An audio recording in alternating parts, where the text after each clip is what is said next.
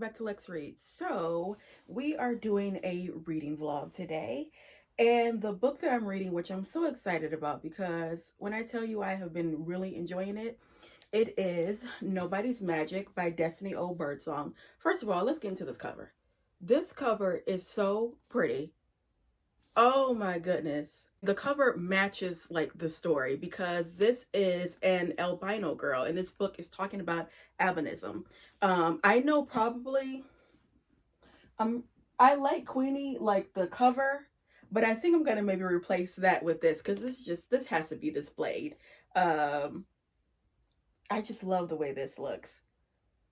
But okay, so let's get into the book. So I'm currently on page 178, and this book it's set in Shreveport, Louisiana, and it's about three women.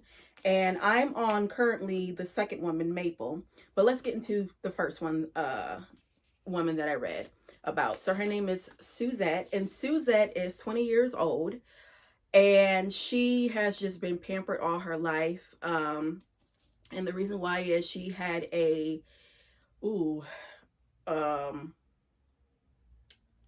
she had a like a very big altercation when she was younger by a student because of the fact that she is albino. And so her parents have, they took her to school and then she went back to school, and her dad in particular is really, really protective because he doesn't want anyone to hurt, his baby. And in Shreveport, she literally, like, in her town is the only one that has, albinism. And yeah, but she is really into fashion and she wants to get out there and she wants to be able to drive and just be independent. But again, her dad's like, I don't want nothing to happen to my baby. But she starts to have a relationship with one of her dad's employees. Her dad owns a what do you call it, like a automobile shop or whatever, because they're really, really successful. And one thing I love that Destiny did, I love to see like young black girls, young black women, and just black women in general, when they're not suffering, they're, well established. And I love the fact that with Suzette, she doesn't have to worry about anything, when it comes to like financial, situations. She's like, she's I don't like, she's spoiled, but at the same time, she's like a good spoiled, you know what I mean? Like, she's a good girl. But she's real pampered. That's what it is. She's very pampered. But I like the fact, a lot of times in Black literature, we always see like the Black woman struggling and things like that. And sometimes it can just be so monotonous. It's like, girl, we have people out here that's not struggling like that has a very soft life, and yeah, I love that about Suzette. But starts talking to one of her dad's, like I said, employees. I think his name is Dino, and he is like a couple years older than her, and her dad don't really like it. But yeah, I really liked her part. It kind of reads in sections, and then I'm thinking that towards the end they're all going to come together. Next is Maple, and her story is, oh, it's so sad. Her mom has just recently been murdered, and her mom she was a promiscuous woman, you would say. She was a dancer, and she was involved with like a drug dealer, and she was like, shot down basically. And her daughter, it's just that she was really, really close to her mom. I think she called her mom Moni, which I thought was so cute because in the South, I know my family's from the South, and my grandmother, they called their mother Ma, and they called their daddy. And also too, like their grandmother, they called her Mama Annie. Because I know growing up, my grandmother's name is Dorothy, and my sister and I always called her Mama Dot.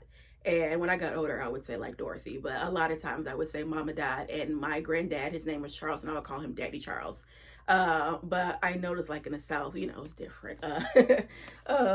What they call like their, you know, moms and dads and grandparents. But so she's dealing with that, and she has a grandmother that just treats her so differently because she, you know, is albino and makes her aware of that. And she can't stand her grandma like at all. She just cannot. And her grandmother's also in denial about her daughter's lifestyle, because her daughter, she ended up, you know, she was one of those women, she, you know, did what she did in the streets, but she was like a churchgoer. So her mom is like, you know, my baby went to church and she gave to the church, and you know, and Maple like, girl, your daughter also did stuff.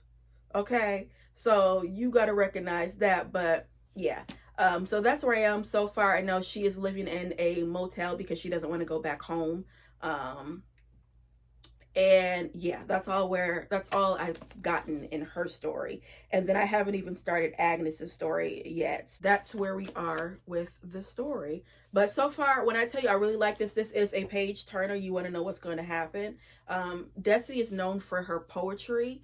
She's so good at writing. It's so lyrical.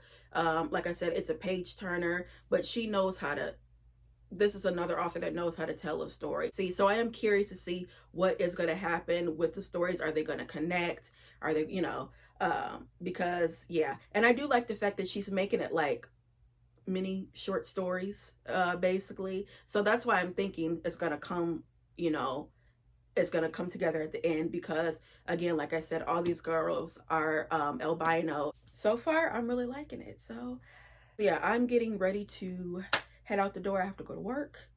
It is the morning time, so let me get going. Oh Lord. So yeah, I gotta get going. So I am currently at my aunt's house. I have 2 meetings down in like the Metro Detroit area, and that is like an hour like away from my house. So usually if I have meetings or conferences, I come to my aunt's house because she's closer. And then also too, if I have to go to my office that's down in the Metro Detroit area, I'll come here and stay. But yeah, I am here. So I am at a different location for the next 2 days. Today's Tuesday, so I'm here opposite Tuesday night, Wednesday night, and then I'm going back home on Thursday because I can go back to my office, my normal office, that's near me. My aunt has all these little black figurines. This is neat.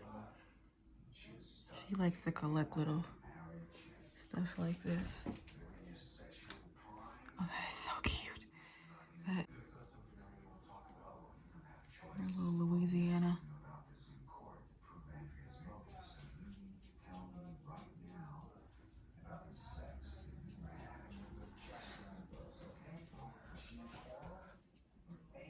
Oh, that is cute. Oh, look, what TV's saying? I want this picture of hers. Isn't that neat? She also has a lot of Laverne Ross. There's another one. This one. And then this one. So you guys, I'm at Target and I'm getting all the Black History stuff like half off. Like this sweatshirt that I wanted. These collective dolls. This, I'll show you the stuff that I got. So yeah, I just got back home. Got back from Target, and when I tell you I got in, I am so glad that I waited. You remember I was telling you guys back in like January that you know, with the Target, how they always do like the Black History, you know, 365-day collection or whatever, and I had gotten some stuff. We have like leftover, you know, leftover pieces that didn't get sold, and of course they were gonna have them on sale, and they did. They had them 30 to 70% off, and I got everything I wanted and more. So I got this little, what was this? This little sign. I remember seeing this one, and it has another one that says Oh, I forgot what the other one says. But they just had this one because I remember when I priced this, it was like 20 $21 or something. I'm like, I'm not paying $21 for that, but it was on clearance for $6.14. I'll pay for that. And this is perfect because Lift Every Voice, clearly it's, you know, the Black National Anthem, written by James Weldon Johnson, who is Harlem Renaissance. Then I got that sweatshirt that I wanted, and this was originally $25, and I got it for $12.50. They just had one left in my size. I would have gotten an extra large, but they didn't have that one, so but I had to get it. And then like their t-shirts that were originally priced $15 or $7.50, I might go back and get maybe one or two of those t-shirts. And then this is not a part of the Black History collection, but I've been wanting these since Christmas time, like no, even before that, like Black Friday. And girl, I can never have enough black slacks because clearly I work in an office, so if I see black slacks that I like, I will get them. So yeah, these were what, $29, and I remember for Black Friday, girl, they were like 20% off, 30% off. It was like 25. I'm like, that ain't no sale. So I remember telling myself, whenever they get on clearance and if they have my size, I will get them, and they did. So instead of paying $29, I paid $8.50. So yeah, I like these. I wish it had a like the zipper, but they don't. But yeah. So yeah, these would be cute. I can wear these. I like the fact that it's brown. I actually have a brown turtleneck that I can wear with these. And lastly, oh my goodness, I'm so excited about this. I wanted some of those collective dolls. They had, what did they have? I think they had Betsy Coleman, Ida B. Wells, and they had Rosa Parks. And I think they were like $26 to $30. Girl, I got two of them. They didn't have the Rosa Parks one, but I got these for $10.64. Oh my goodness. Look, and it has like a little synopsis and like the real picture.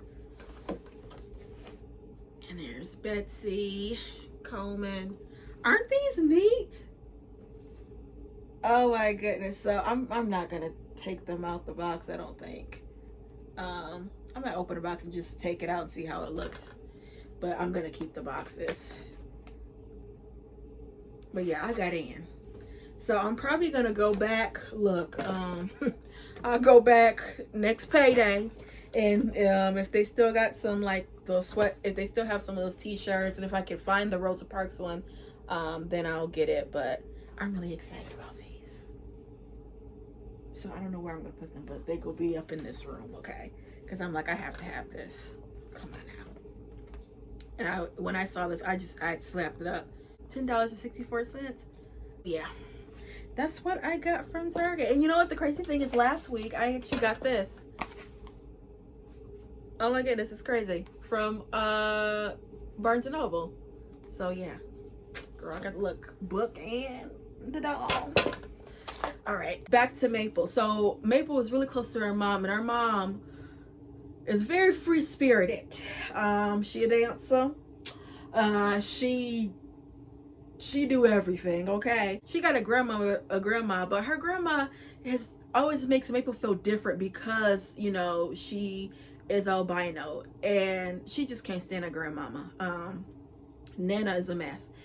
But she starts to kind of talk to a man named Chad, and Chad kind of knows how she's feeling when it comes to grief because he's had his fiance ends up like dying during childbirth, and he knows how she feels.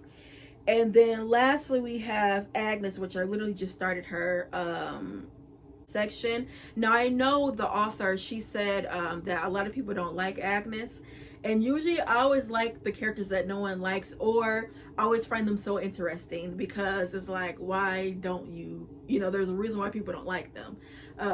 So yeah, so I don't know her story yet, but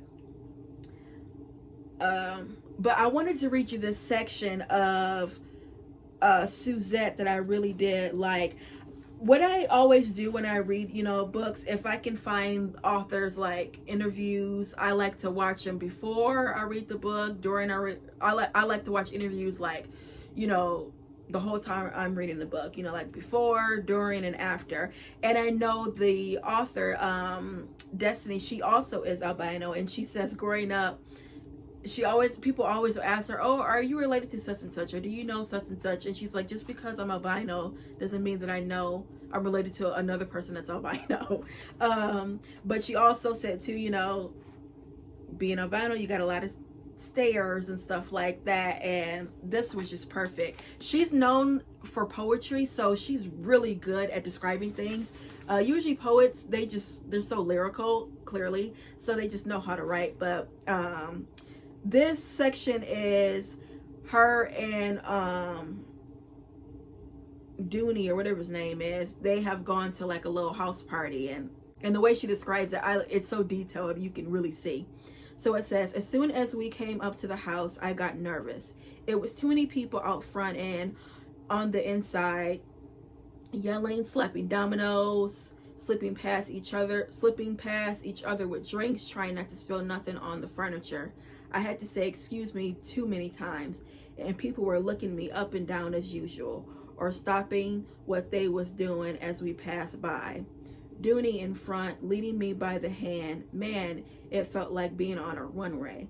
Everybody got a good look. I was so glad I don't be going nowhere dressed any kind of way. When we passed by one group, somebody said, I see dead people, and everybody started laughing and yelling. But Dooney act like he didn't hear them, so neither did I. Plus, I knew I was looking good. My braids still looking fresh, and even my mama said I look pretty. She don't say that to everybody. So that, I mean, you can see the way she describes that, them slapping dominoes and drinks and all that. You can really see that. And I also, too, I love the dialogue because it's that southern slang and that twang and the way they say stuff. Even the way, like, some of the words they say, like she asked her friend, you hungry?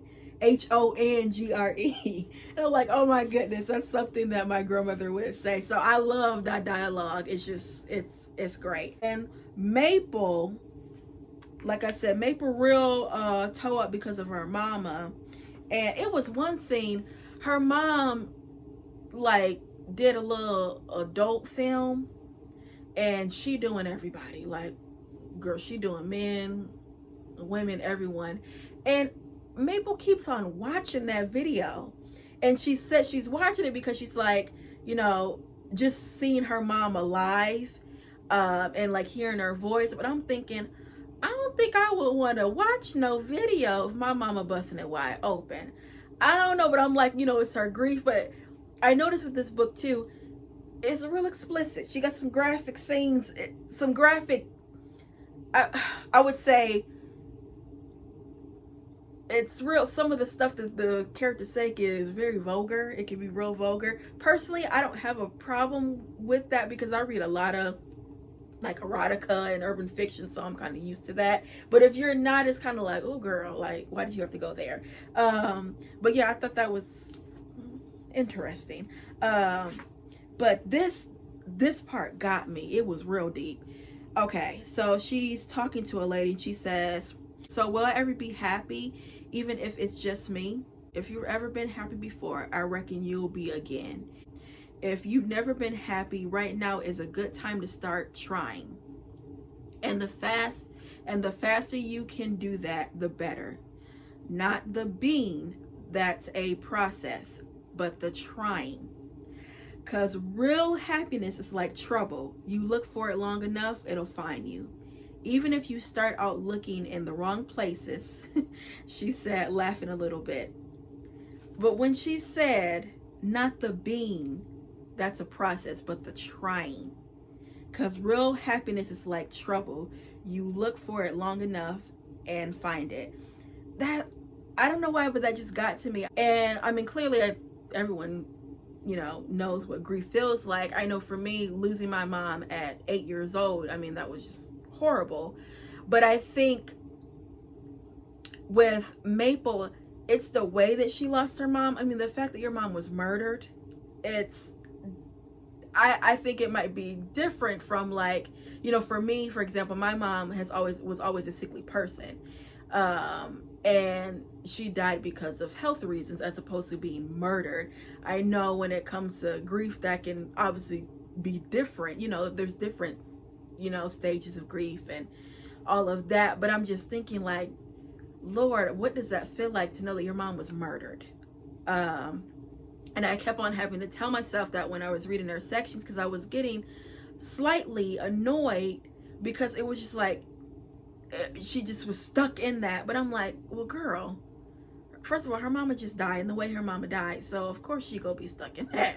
But it was just like, she, you know, she's living in a hotel and she just stuck there, and it's just like, you know, she just can't get out of it, and like her whole section is basically like that. But yeah, like I said, I kept on saying, girl, just remember how her mama died. But yeah. Now, also while reading this book, so like I said before, you know, the characters in this book, they are albino. While reading this, I was thinking, like, did I know anybody that had albinism? And I remember going to school with a girl and seeing her in passing, but I can't even remember what her name was, how she even looked. But I did remember I went to school with a girl that, you know, was albino, and then just seeing people in passing, I do kind of remember.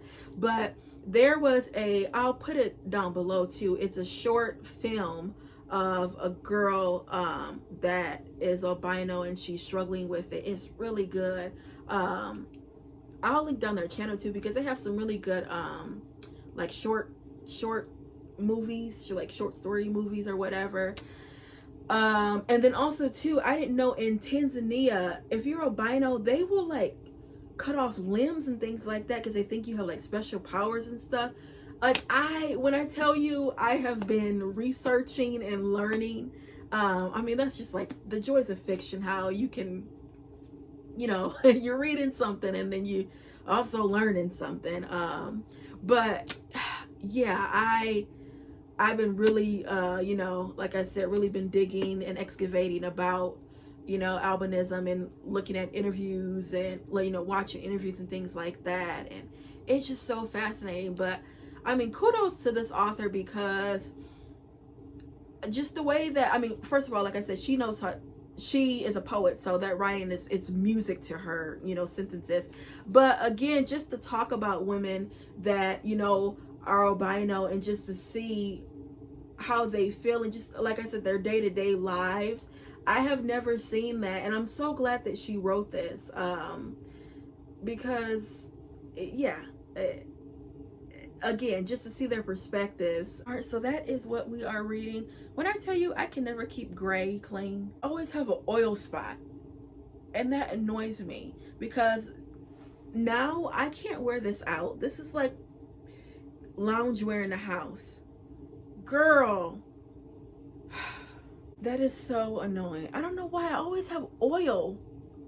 I do this to almost all of my sweatsuits. Y'all know I got sweatsuits galore. But when it comes to like gray, I do that all the time. Girl, all right.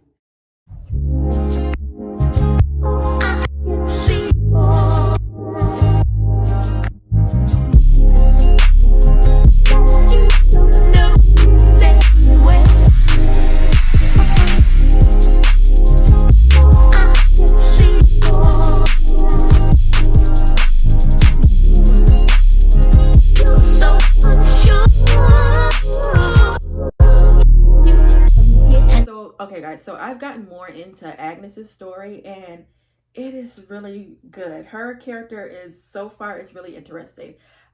So with her, she clearly is albino, but she has been, basically, she's a loner, like just a loner. And in order to fulfill that like loneliness, she just like applies for a graduate program. So girl, she got a billion degrees.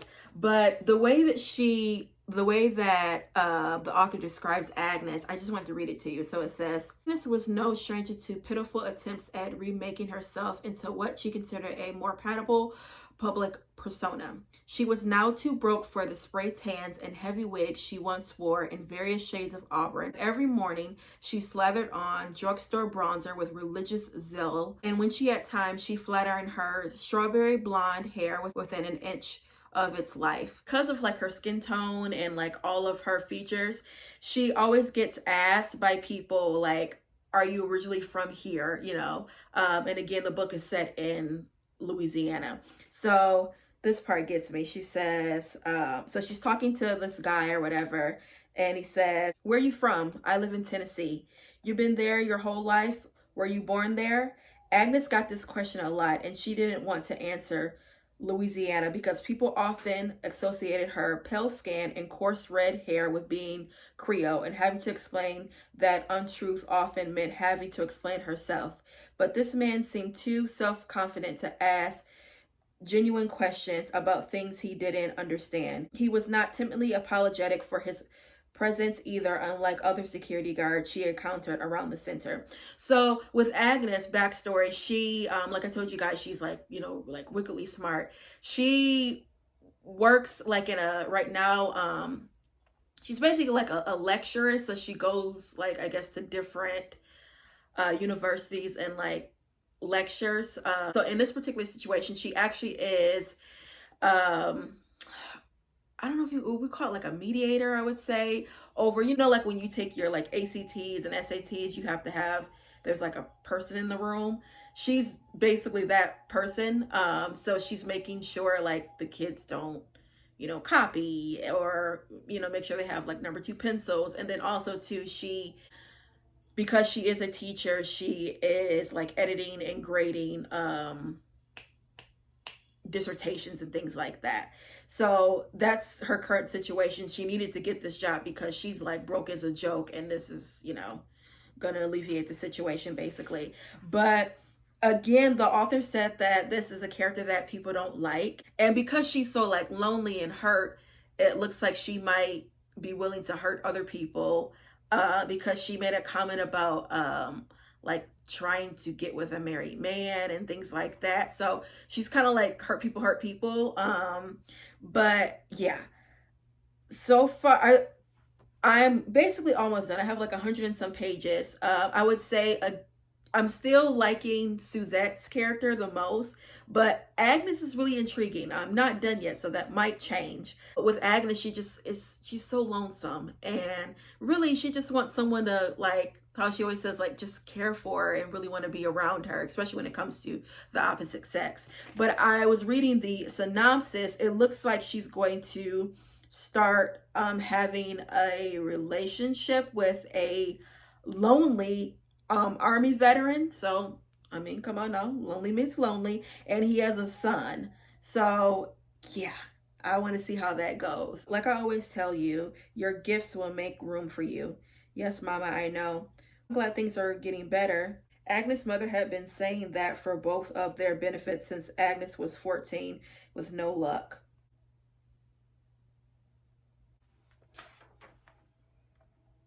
That's really sad.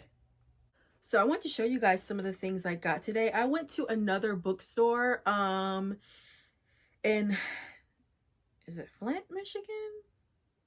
I think so. Totem Books. I'm probably going to do like a separate video. It's probably going to be under my being a Black book collector, because I do want to show you guys some more bookstores that are like in the state of Michigan, especially like Flint area, because Flint is actually really, it's thriving. It's coming back together. I actually was born in Flint, and was raised partially in Flint, I always say, because I was raised by my grandmother and my aunts, and my grandmother lived on the north side of Flint, which is not really a good side. And my aunts lived in a suburb where demographic was like mainly whites, and we on weekdays I would stay with my aunt because of the school system. It was a really good school system that I went to, and my aunts taught in the Flint school systems for over 40 years, so they knew firsthand. And they were like, you know, we want you girls, me and my sister, to be able to have obviously an excellent education. And, you know, we did. And it's so unfortunate when you think about that, because it's like you have to go to basically the white side to do that. Because, I mean, in reality, you know, we talking the truth, there's just more materials and there's more access to everything. So much access.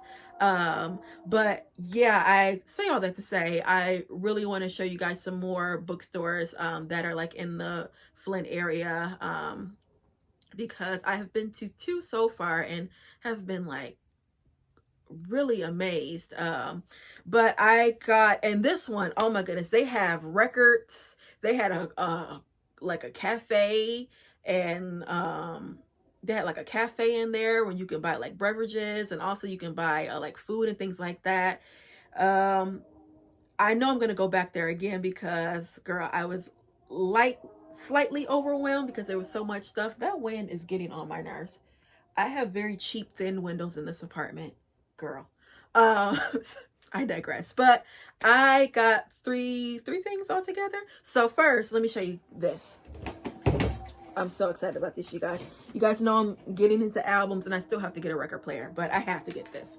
The Isley Brothers Harvest for the World, and this was only $5.99. Look at this.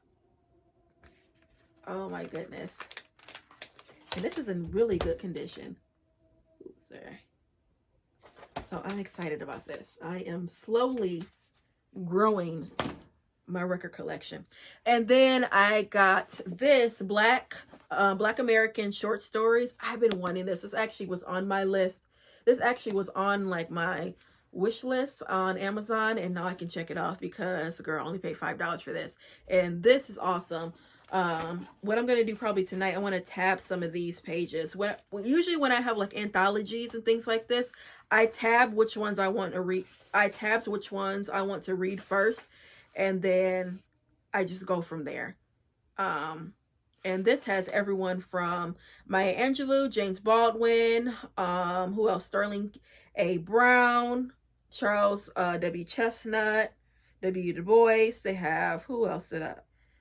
Alice Walker, Richard Wright, Zero No Hurston. They got everything, even Chester Himes. So I'm really excited about this. And then I got this, which this is the companion to my Oxford companion. Basically, it's like a dictionary, really. It's African American literature. So, like, for example, this page, this is the C's, and it has color purple, and it, you know, it has like the information about that. You have Anna Julia Cooper. She was an educator, a scholar, a writer, feminist, and yeah, so they just have a whole synopsis. Even J. California Cooper. So yeah, and this only was $5.98. And then I got this sticker, which was $1. Probably gonna put this on my what do you call it? My laptop. I want to get some more stickers like this. I was trying to see if they had just like black people. Yeah. But that's all I got today. Okay, guys, so I finished Nobody's Magic by Destiny O. Birdsong. And I have to say, I would give this a solid 3-star. This is a solid book. This is a good book. After reading all 3, you know, characters, my favorite is still Suzette. And like I said it before, I love that innocence / naive / wittiness. And then again, I love the fact that she's not struggling. She got the soft life, and it's just like a breath of fresh air. I like Agnes's story. I tend to like characters too that are that are kind of lonesome sometimes. I don't know why. But I honestly can't even explain it. But sometimes I do like characters like that.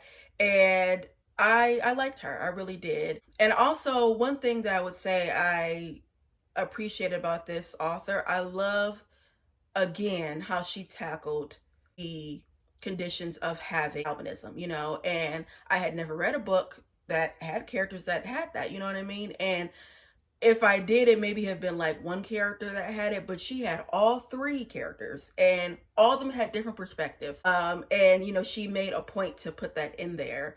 And another thing that I would say by reading this book, it really got me to researching about people that have that condition, and I'll link down some interviews and also to a short film that I mentioned in the beginning of the vlog that I watched, and it was so good.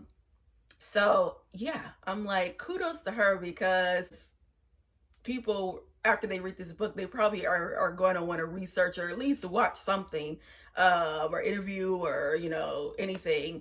Again, solid book. Really like this book, and this cover is just amazing. Like, look at this. I just love it, and it makes sense because this is an albino girl.